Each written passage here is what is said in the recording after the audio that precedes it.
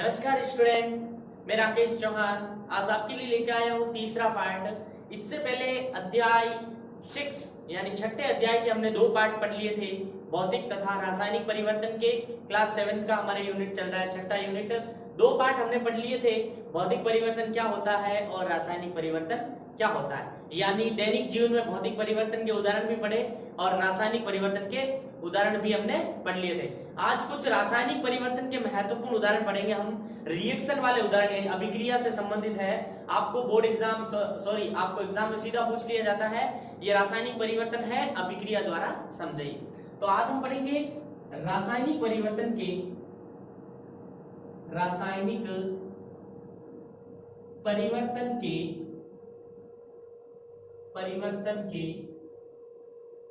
महत्वपूर्ण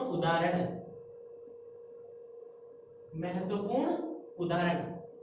कुछ महत्वपूर्ण उदाहरण है जो अभिक्रिया के साथ पूर्ण होते हैं और हमें पता है जब भी कोई रासायनिक अभिक्रिया होगी तो आप उन्हें कौन से परिवर्तन में डालोगे?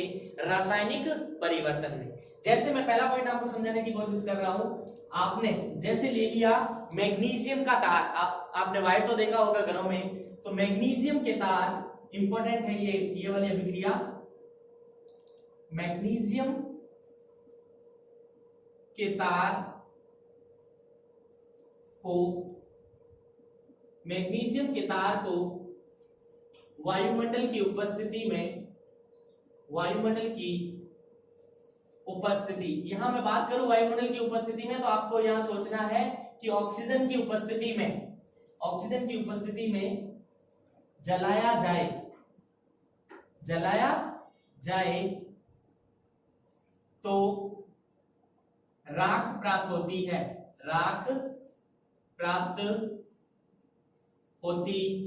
है। जैसा लैंग्वेज में लिखा गया है वैसा ही आपको समझना है कि मैग्नीशियम का तार लिया, उसको जलाया गया ऑक्सीजन की उपस्थिति में, यानी प्रेजेंटेशन ऑफ ऑक्सीजन। यानी आपने मैग्नीशियम का तार ले लिया Mg, इसे कहते हैं मैग्नीशियम,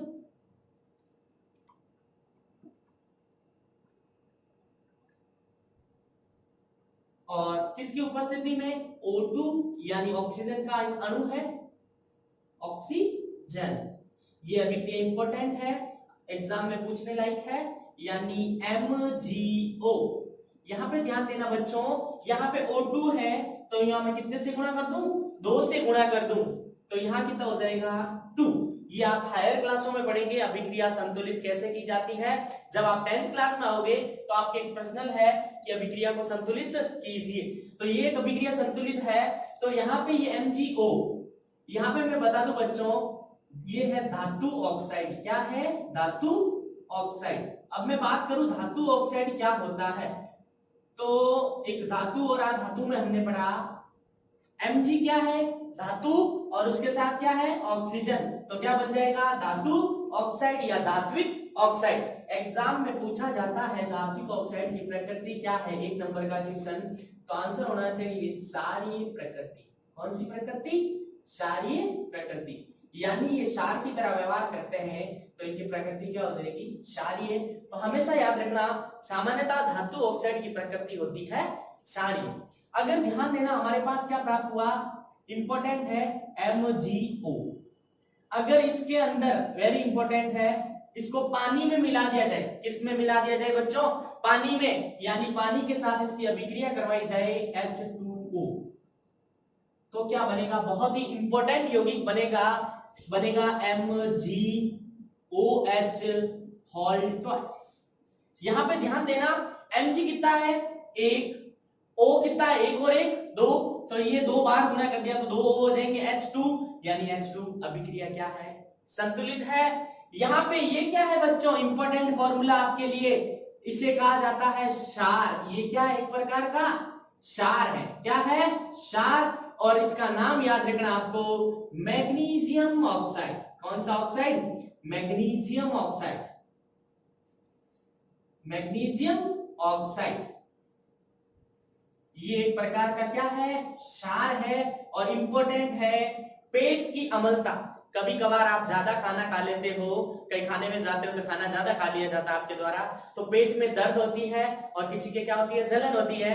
तो आप क्षार के रूप में, क्यों जलन होती है ये थोड़ा ध्यान देना। हमारे पाचन में HCl, आमाशय में किसका श्रावण होता है, HCl का श्रावण होता है। इसी चैप्टर में हम आगे बढ़ेंगे, उदासीनीकरण अभिक्रिया, तो किसका श्रावण होता है, अम्ल का, और हम लेते हैं क्षार के रूप में, क्या लेते हैं, MgOH होल ट्वाइस। जब भी एक अम्ल और क्षार क्रिया करता है तो लवण तथा क्या बनाता है, जल बनाता है। जब लवण बन जाएगा, उदासीन यानी दर्द तथा राहत मिल जाएगी, दर्द से क्या मिल जाएगी, राहत मिल जाएगी। तो ये एक प्रकार का क्या है, क्षार है। और कौन सा, मैग्नीशियम ऑक्साइड का। तो आपको यहाँ पे ये उदाहरण याद रखना है, मैग्नीशियम के तार का जलना एक क्या है, रासायनिक परिवर्तन। अभिक्रिया द्वारा समझाना, तो मैग्नीशियम की अभिक्रिया ऑक्सीजन के साथ करवाई जाए तो मैग्नीशियम का क्या प्राप्त होता है, ऑक्साइड, और ये धातु ऑक्साइड है और इसकी प्रकृति क्या होती है, क्षारीय।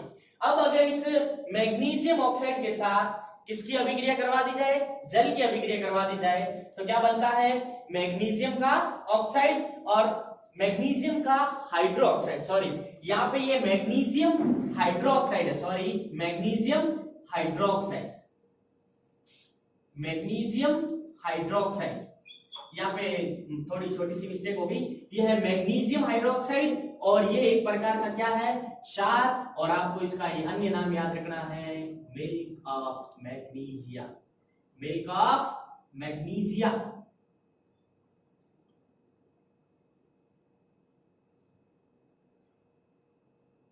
मिल्क ऑफ मैग्नीशिया, ये एक उदाहरण पढ़ा हमने रासायनिक परिवर्तन का। अगला उदाहरण हमारे रहेगा चूने के पानी का। तो हम दूसरा एग्जाम्पल पढ़ेंगे, रासायनिक परिवर्तन का महत्वपूर्ण उदाहरण। चूने के पानी में क्या परिवर्तन होता है, 2 या 3 रिएक्शन है जो बेहद इंपॉर्टेंट है। चूने के पानी में क्या परिवर्तन होता है, कौन सी गैस प्रवाहित करने पर चूने का पानी दूधिया हो जाता है। तो हम पहला पढ़ रहे हैं, आपको पहले पता होना चाहिए चूने का फॉर्मूला CaO। पहले तो आपको इसका रासायनिक नाम पता होना चाहिए, CaO। ये नाम आप 7th क्लास में सीखोगे तो 8th में इजी होगा, 9th में और इजी होगा, 10th में बहुत इजी होगा। तो कैल्शियम ऑक्साइड, इसे क्या बोला जाता है बच्चों, कैल्शियम ऑक्साइड। 8th क्लास में आपके धातु तथा अधातु एक चैप्टर है, उसमें अलग अलग से सबके नाम दिए गए हैं। कैल्शियम को Ca प्रतीक बोला जाता है, ऑक्सीजन को O बोला जाता है। तो यहाँ पे आपको केवल नाम याद रखना है, कैल्शियम ऑक्साइड। इसे क्या कहा जाता है, व्यापारिक नाम, बिना बुझा हुआ चूना, बिना बुझा चूना। मैं आपको ये रिएक्शन क्यों करवा के बता रहा हूं, क्योंकि एग्जाम में सीधा पूछा जाता है, बिना बुझे हुए चूने की जल के साथ अभिक्रिया सहित समझाइए। तो आपको यह समझाना है, बिना बुझा हुआ चूना क्या है, कैल्शियम ऑक्साइड, इसे कहा जाता है बिना बुझा हुआ चूना। अब क्या किया जाता है, बिना बुझा हुआ चूना यानी आपने अपने दैनिक जीवन में जो घर मकान बनाते समय चूना लाया जाता है, वही होता है बिना बुझा हुआ चूना। यानी वह चूना बहुत ही गर्म होता है। कभी कभी घर लाके आप उनके अंदर क्या डालते हो, पानी डालते हो तो एकदम धुआं धुआं निकलता है, गरम गरम। तो वो होता है कैल्शियम ऑक्साइड। फिर उनके अंदर क्या डाला जाता है, पानी डाला जाता है, यानी H2O। क्या हो गया, H2O। तो क्या बन जाएगा, CaOH होल ट्वाइस। यहाँ पे ये किसका फॉर्मूला है, आपको फॉर्मूले यहाँ सीखने हैं। ये है जल का रासायनिक सूत्र और इसे कहा जाता है कैल्शियम हाइड्रोक्साइड, कैल्शियम हाइड्रोक्साइड, इसे कहा जाता है कैल्शियम हाइड्रोक्साइड। और मैं बता दूं आपके लिए, यह एक प्रकार का क्षार है। क्या है, क्षार। ये एक प्रकार का क्या है, क्षार है। अब इसे क्या कहेंगे, ये तो बिना बुझा हुआ चूना था, उसके अंदर आपने क्या इंक्लूड कर दिया, वाटर। तो हमें प्राप्त हो जाएगा बुझा हुआ चूना, जिसे आप बोल सकते हो बुझा चूना। ये एकदम ठंडा होता है बुझा चूना। अब मैं बात करूं कि चूने के पानी में क्या परिवर्तन होगा। ये रहा हमारे पास चूने का पानी, ये तो केवल चूना था, पानी डाल दिया तो चूने का पानी। इसे आप बोल सकते हो चूने का पानी, चूने का पानी बोल सकते हैं। अब ध्यान देना, अगर चूने के पानी में CO2 यानी कार्बन डाइऑक्साइड, इंपॉर्टेंट रिएक्शन है दूसरी, ये रासायनिक परिवर्तन के उदाहरण पढ़ रहे हैं तो आपको यहां लैंग्वेज लिखनी है कि जब बिना बुझे हुए चूने में, यानी जब बिना बुझे चूने में जल डाला जाता है या जल के साथ अभिक्रिया करवाने पर चूने का पानी प्राप्त होता है। तो आपको ये लैंग्वेज के रूप में याद रखना है, क्या होता है जब बिना बुझे हुए चूने में जल डाला जाता है या बिना बुझे हुए चूने की अभिक्रिया जल के साथ करवाई जाए तो बुझा हुआ चूना प्राप्त होता है। अब एग्जाम में पूछ लिया जाता है कि बिना बुझे हुए चूने में जल डाला तो बुझा हुआ चूना प्राप्त हुआ। लैंग्वेज में पूछ लिया जाता है कि कैल्शियम हाइड्रोक्साइड में कौन सी गैस प्रवाहित करने पर उनका पानी दूधिया हो जाता है या खड़िया प्राप्त होता है। देसी लैंग्वेज में बोले तो, हमारी लैंग्वेज में बोले, व्यापारिक भाषा में बोले तो खड़िया या कैल्शियम कार्बोनेट या मोती या संगमरमर। तो मैं बात करूं, हमारे पास यहाँ पे ये क्या प्राप्त हुआ बच्चों, कैल्शियम हाइड्रोक्साइड। अब इस कैल्शियम हाइड्रोक्साइड की रिएक्शन यानी कैल्शियम हाइड्रोक्साइड की अभिक्रिया अगर मैं करवा दूं किसके साथ, इसके अंदर कौन सी गैस प्रोवाइड कर दूं, CO2, जिसे बोला जाता है, इसका नाम आपको याद करना पड़ेगा, इंपॉर्टेंट है, कार्बन डाइऑक्साइड। क्या बोला जाता है, कार्बन डाइऑक्साइड। अब इसे कार्बन डाइऑक्साइड क्यों कहा जाता है, कार्बन का अर्थ हुआ यहाँ पे C है, डाई का अर्थ साइंस में होता है दो, ये दो लगे हुए हैं, ऑक्सीजन यानी O, यानी एक कार्बन है, डाई मतलब दो ऑक्सीजन है, इसे क्या कहते हैं, carbon dioxide. When reactant with calcium hydroxide के साथ अभिक्रिया करवाई जाए तो क्या प्राप्त होता है, ध्यान देना, आगे बहुत ही इंपॉर्टेंट अभिक्रिया है, महत्वपूर्ण है, इंपॉर्टेंट लगा लेना।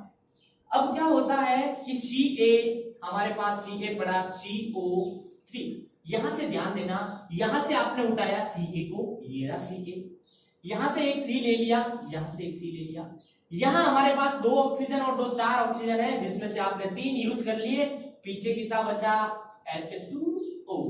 इसे कहा जाता है संगमरमर, संगमरमर, और इसे कहा जाता है कैल्शियम कार्बोनेट। क्या कहा जाता है, कैल्शियम कार्बोनेट, जिसे आप कह सकते हो चूना पत्थर। क्या कह सकते हैं, चूना पत्थर।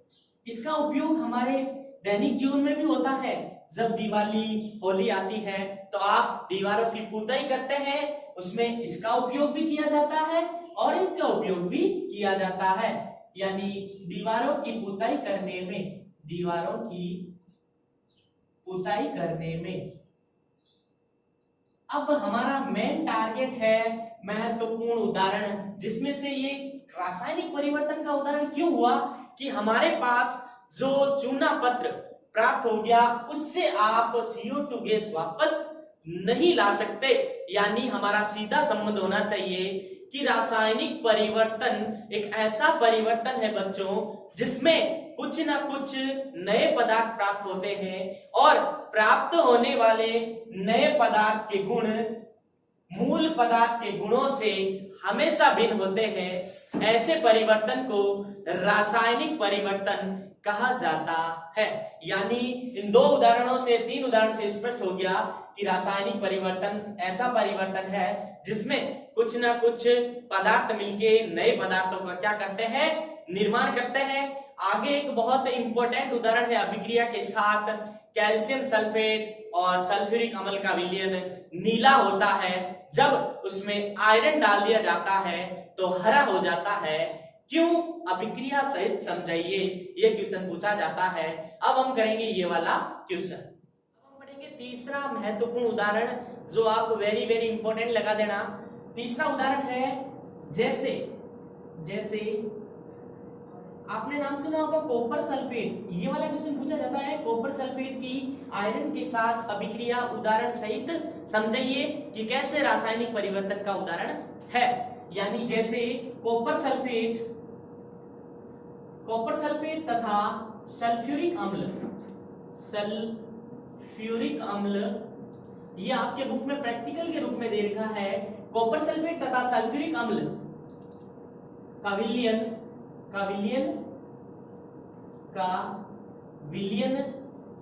नीला होता है। क्या होता है बच्चों? नीला होता है। लेकिन इंपॉर्टेंट है, ध्यान देना, लेकिन जब आयरन के साथ मिला देने पर कॉपर सल्फेट तथा सल्फ्यूरिक अम्ल का विलयन नीला होता है, लेकिन जब आयरन सल्फेट के साथ मिला देने पर कैसा हो जाता है? हरा हो जाता है। कैसा हो जाता है? हरा हो जाता है। क्यों? ये इंपॉर्टेंट है, क्यों हो जाता है हरा? तो आपको एक अभिक्रिया के द्वारा मैं समझाऊंगा कि शुरुआत में सब कॉपर सल्फेट तथा सल्फ्यूरिक अम्ल का विलयन क्या होता है? नीला होता है। तो कॉपर सल्फेट, ये मैं एक बीकर के माध्यम से समझा रहा हूं आपको, आपके बुक में जैसा समझाया हुआ है मैं वैसे समझाने की कोशिश कर रहा हूं। यानी अब मेरे पास नीला पेन नहीं है, फिर भी आप मानो ये कौन सा है? नीला है। क्या है? नीला है। और किसका सॉल्यूशन है? कॉपर सल्फेट का फॉर्मूला होता है CuSO4 प्लस H2SO4। ये होता है सल्फ्यूरिक एसिड और ये होता है कॉपर सल्फेट। जब ये दोनों का विलयन था तो क्या था? नीला। जब इसके साथ इंक्लूड किया गया, प्लस किया गया आयरन, क्या आयरन इसके साथ इंक्लूड किया गया, यानी Fe इसके साथ मिलाया गया, तो इसका जो सॉल्यूशन था वो क्या हो गया पता है आपको? इसका सॉल्यूशन हो गया हरा। यानी ये किसमें कन्वर्ट हो गया? हरे कलर में। इसका कलर क्या हो गया? हरा। यानी इधर ध्यान देना, ये हमारे पास नीला था, यानी किसका सॉल्यूशन था? CuSO4 और साथ में क्या था? H2SO4 का सॉल्यूशन कैसा था? नीला था। कैसा था? एक बार फिर बता देता हूं, नीला था। लेकिन जब किसकी उपस्थिति, यानी किसके साथ अभिक्रिया करवाई? आयरन के साथ। तो जब इसकी अभिक्रिया करवाई गई तो ये विलयन कैसा हो गया? हरा हो गया। कैसा हो गया? हरा। कैसा हो गया? हरा। क्यों? क्योंकि यह एक रासायनिक परिवर्तन है, इस कारण। और यहाँ पे जो आयरन है अधिक क्रियाशील है कॉपर से। किससे? कॉपर से। जब आप हायर क्लास में जाओगे 10th क्लास में, तो आपको एक सीरीज मिलेगी। उस सीरीज के अनुसार जो अधिक क्रियाशील परमाणु या तत्व होते हैं वे कम क्रियाशील परमाणु को उस यौगिक में से क्या कर सकते हैं? विस्थापित कर सकते हैं। मैं आपको एक साधारण लैंग्वेज में समझाऊं तो इधर ध्यान देना, ये हमारे पास था CuSO4, ये विलयन हमारे पास था नीला। कैसा था?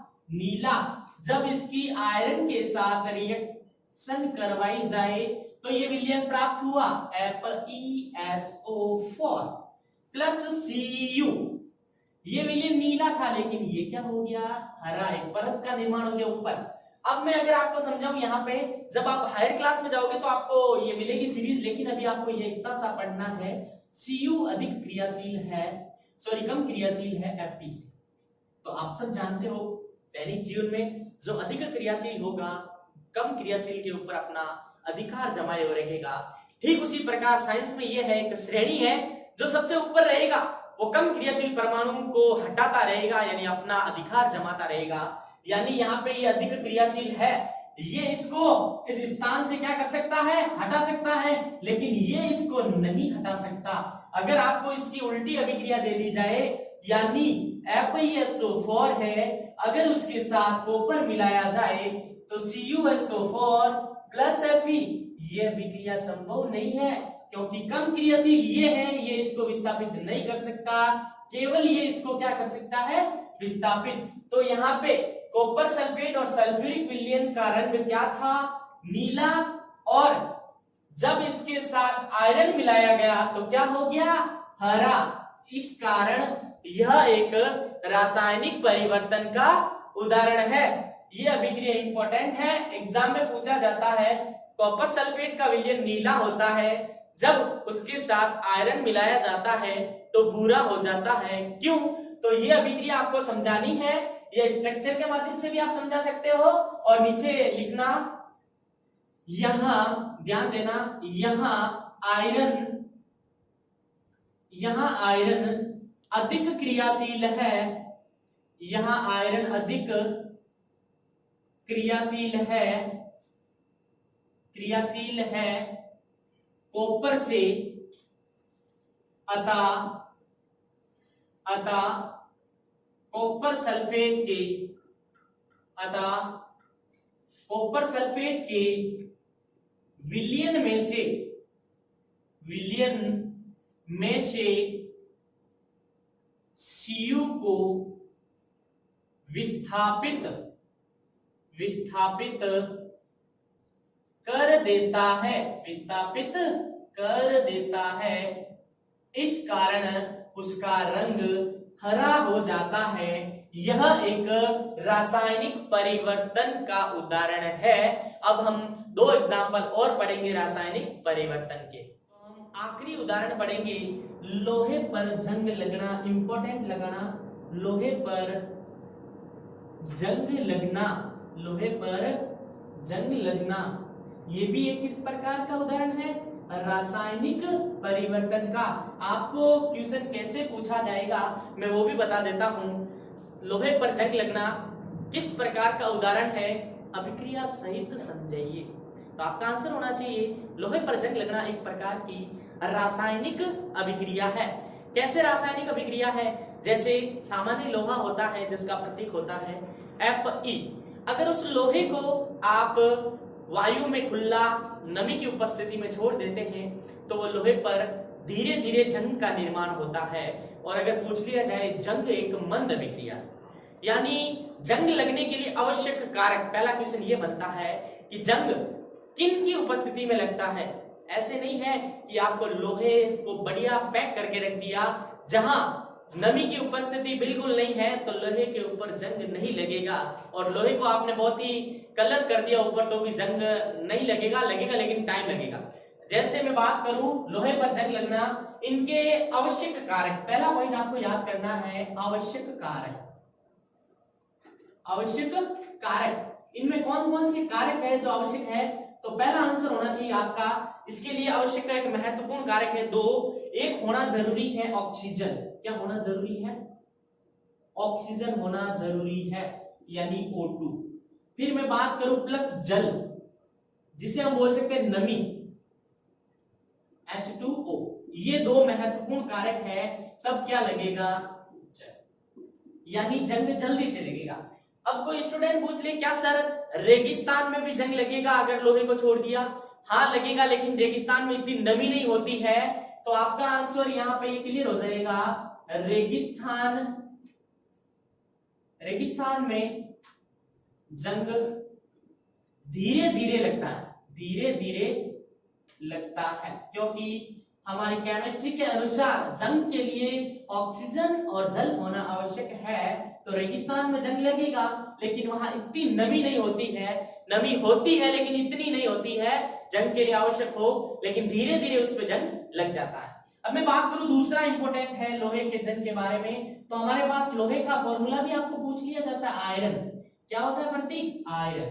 अब किसकी उपस्थिति में, ऑक्सीजन की उपस्थिति, प्रेजेंटेशन ऑफ ऑक्सीजन, यानी O2 की उपस्थिति में। और मैंने बताया जल, जिसे आप बोलते हो नमी, यानी H2O की उपस्थिति में अभिक्रिया करवाई जाए तो प्राप्त होगा Fe2O3। इसे ही बोला जाता है जंग। क्या बोला जाता है, जंग, यानी लोहे पर जंग लग जाता है। इस कारण लोहे के भार में वृद्धि होती है। अगला पॉइंट याद रखना है, जंग के कारण जंग के कारण लोहे के भार में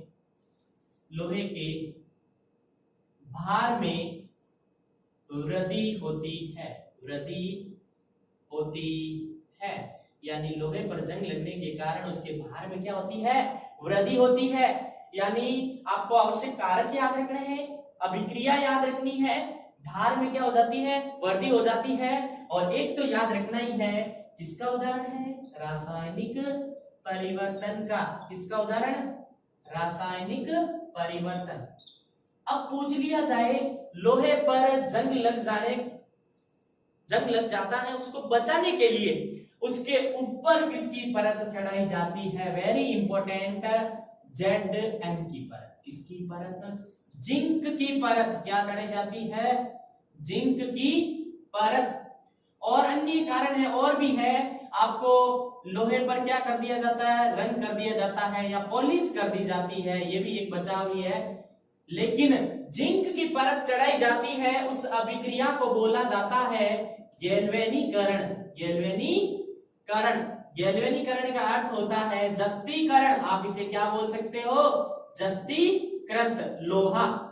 यानी ऐसा लोहा जो जंग से बचाने के लिए उसके ऊपर जिंक की परत चढ़ाई जाती है, उस लोहे को कहते हैं जस्तीकृत लोहा, जिससे वो जंग से बच जाता है। तो इस प्रकार आज की क्लास में हमने रासायनिक परिवर्तन के कुछ महत्वपूर्ण उदाहरण अभिक्रिया सहित समझे, उनका कारण भी समझा।